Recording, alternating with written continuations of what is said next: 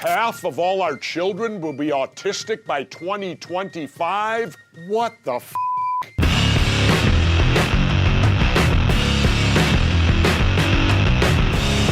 It's time for the new edition of WTF. What the f***? What the f***? Today, we are calling out agrochemical giant Monsanto on claims it's causing neurological damage in consumers. Let's go to my vigilant producer Brigida in the command center to find out what the f***'s up with Monsanto. Brigida, WTF.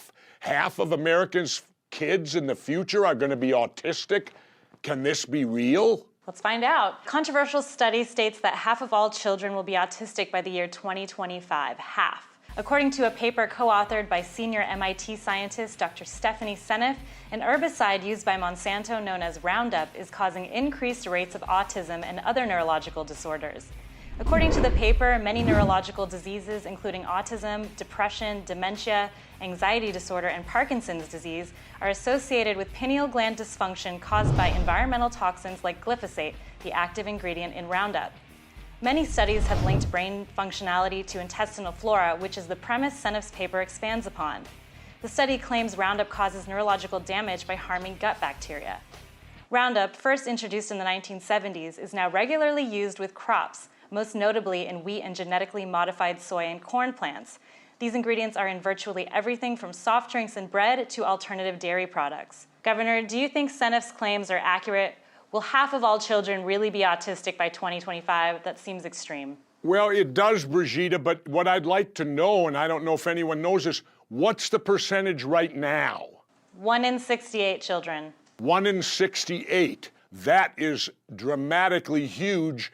And I guess you'd have to equate that then with, is there that much more Roundup that's going to be used? Will they be mathematically equal? As more Roundup is used, is there more of this happening? I've always had kind of arguments with my wife trying to figure out what's wrong with kids today when they got all these emotional things that they've named. And she always has told me, well, it's because they were there before, but we just didn't know it. I don't recall this level of psychiatric trouble with children like we have today. So there has to be some root cause to it. There has to be something different going on out there. And if Roundup was started in the 70s and has been getting progressively worse and worse and worse, and now the kids are getting these problems progressively worse and worse and worse. So I think a credible person has to at least give it its due and say, we need some more testing and we need it done quickly.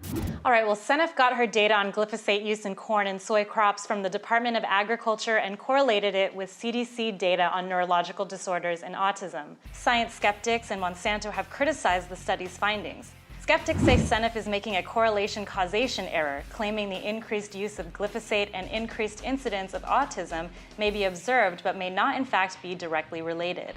Monsanto conducted its own studies, resulting in the following conclusions. According to Monsanto, Roundup herbicides like glyphosate have a very low acute toxicity, meaning very high exposure is required to cause an adverse effect.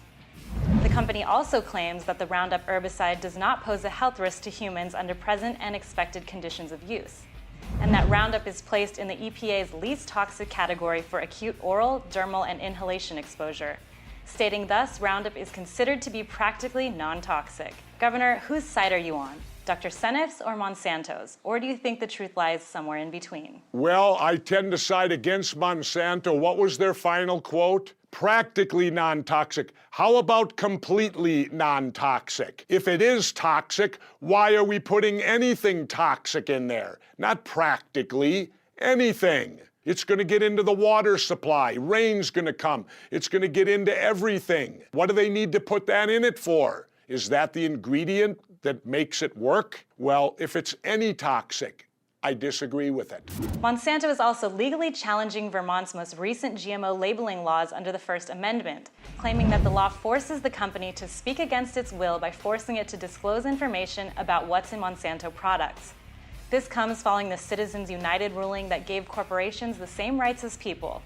Monsanto claims Vermont is violating its corporate constitutional rights. In a case like this, where the Supreme Court has set a precedent for corporate personhood, do you think Monsanto will be granted the same? What does this mean for public health? A disaster. You gotta be kidding me. They don't have to tell us what's in what they give us. What about our rights as people and consumers to know what they're putting in it so that we can make educated choices about what we want to consume? Obviously, if they tell us what's in it, we might not consume it and they might not make money. Always remember, a corporation has no conscience.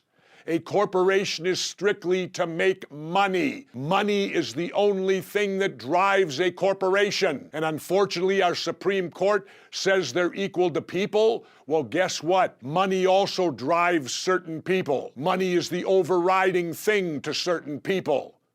They have no conscience. They're called sociopaths. And guess what I found out from a doctor?